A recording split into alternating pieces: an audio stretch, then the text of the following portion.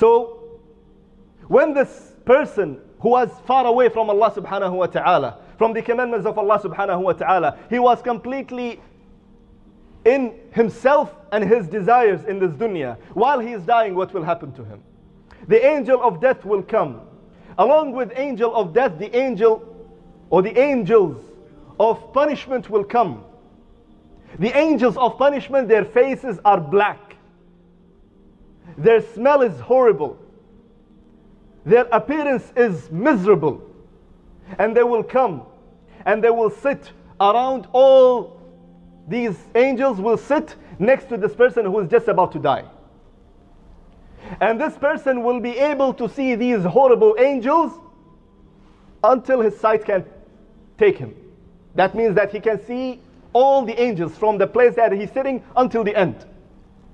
The angel of death will say, أيها الروح الخبيثة أيها الروح الخبيثة, oh filthy soul, come out.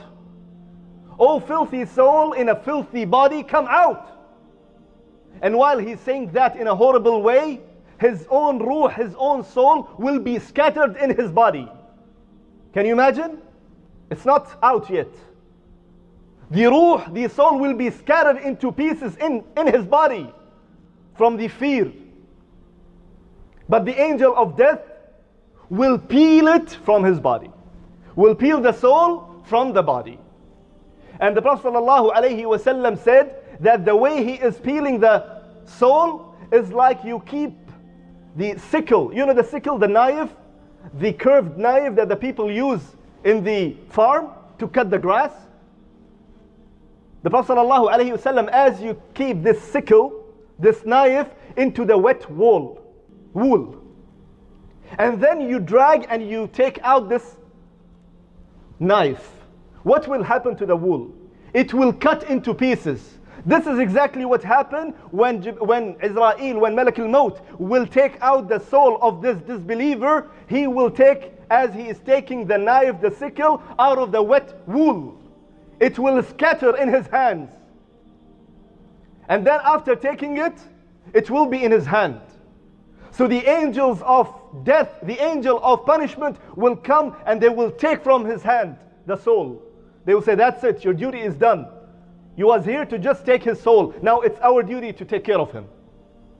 So they will take his soul and they will wrap him into, it's called al-masuh. Al-masuh, it's the most hard and thick garment. It's garment coming from the hellfire with full of thorn and everything. They will put the soul and they will wrap the soul into this coffin, which smells bad, which is full of thorn. And they will take the soul all the way to the sky. And the family members, they are crying on the dead body and they are doing the, the process, whatever it's need. And they don't know what will happen to the ruh. The ruh is going all the way to the first heaven. It will reach the first heaven and then the angels will say, who is this with a bad smell? Who is this with a horrible condition? Who is this? We cannot open the door for anyone. Who is this? The angels will say, the angels of adab, the angels of punishment, they will say, he is so and so. They call him with the most horrible names. He is the adulterer. He is the one who used to drink wine. He is the one who used to deal with riba. And they used to call him, or they will call him with the most horrible names. Al-Zani, Al-Fajr, whatsoever. So the malaika, the inhabitant, the guards of the first heaven will never open the door for him.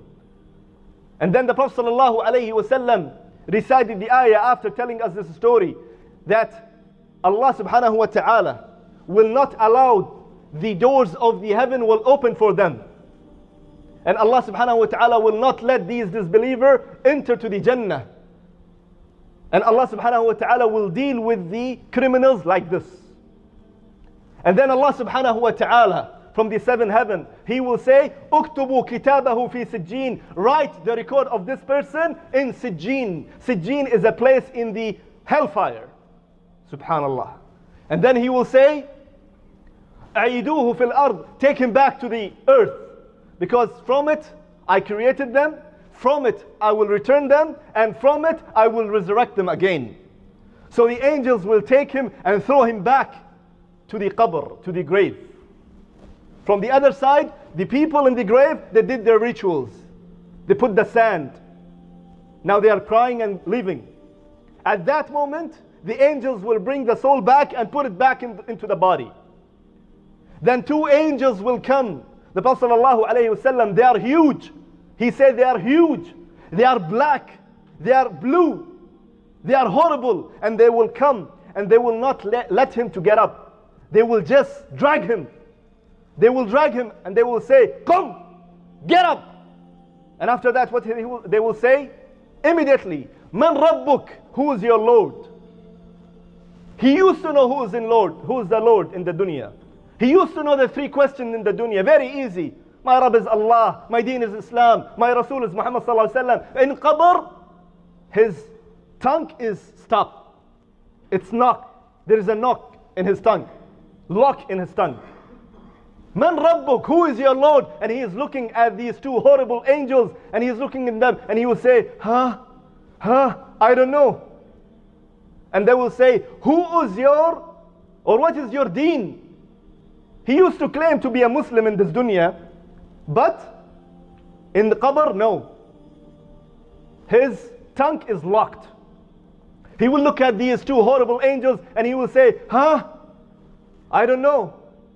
Who is your Nabi? Who is your Prophet? Who is your Rasul? Who is your Messenger? And at that moment he will realize that I didn't follow my Rasul. I didn't read about him. I didn't follow him. I didn't know anything about his Sunnah. And he will say, I don't know. At that moment, they will bring a big hammer and they will hit him on his head. This hammer, if it was hit on the mountain, it will scatter the whole mountain. They will hit this hammer on his head and he will go 70 times beneath the earth. And then the qabr will squeeze until his ribs will get into one another. And then Allah subhanahu wa ta'ala will say, the voice will come from the seventh heaven, in kadaba abdi, and kadaba abdi. That my slave, he's saying the lie. He's a liar. Because in this dunya, he used to pretend that he's a Muslim. He used to pretend that he's a believer. He used to pretend that he's a good man. But no, he is a liar.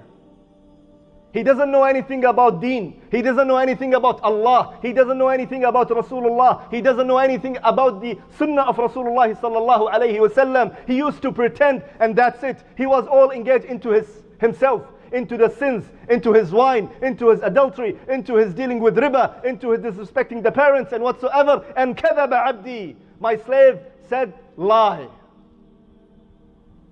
Afrishu lahu, that put him, furnish his grave from the hellfire. They will make him wear from the hellfire.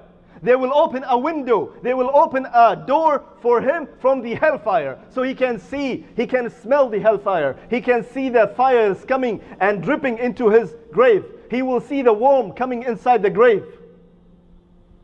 He is being tortured now. He's been punished now. And while this is going on, he will see a person coming to him. The most horrible person on the face of this earth. The most ugliest face on the face of this earth.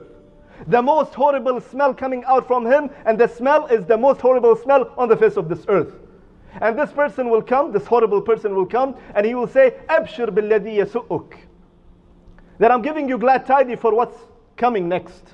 What is you're seeing right now from these worms, from this Jahannam, from the furnish of Jahannam, from the clothes that you are wearing from Jahannam is nothing. Abshir billadhi yasu'uk. What's coming is more big. It's bigger than what you're seeing now, right now. So this man will see him and will listen to his words. And he will say, who are you? Your face is like an evil. وَجْهِكَ الَّذِي يَأْتِي بِالشَّرِّ. Your face is like evil. Your condition, your body, you look like you smell horrible. You look like an evil. Who you are? And he will say, أَنَا عَمَلُكَ الْخَبِيثِ. I am your bad deed. I am your horrible deeds that you used to do in dunya. I'm the one you used to miss the prayers. I'm that missing prayers. You used to sleep when the prayer time is. I'm that prayer. You used to watch things on TV, on internet or whatsoever. I'm that things. You used to hold your sadaqah, your zakat to give to the people. I am that sin. You used to disrespect your parents in dunya. I am that disrespect. Whatsoever horrible he did in this dunya, I am that personality. Now, bear with me. I'm with you in this qabr. So when he will see the Jahannam, when he will see his place of Jahannam, when he will see that he is end up in Jahannam, when he will see that it's horrible condition that he is living in, when he will see next to him his companion is the most horrible person or personality on the face of this earth, his smell is stinking, what he will say?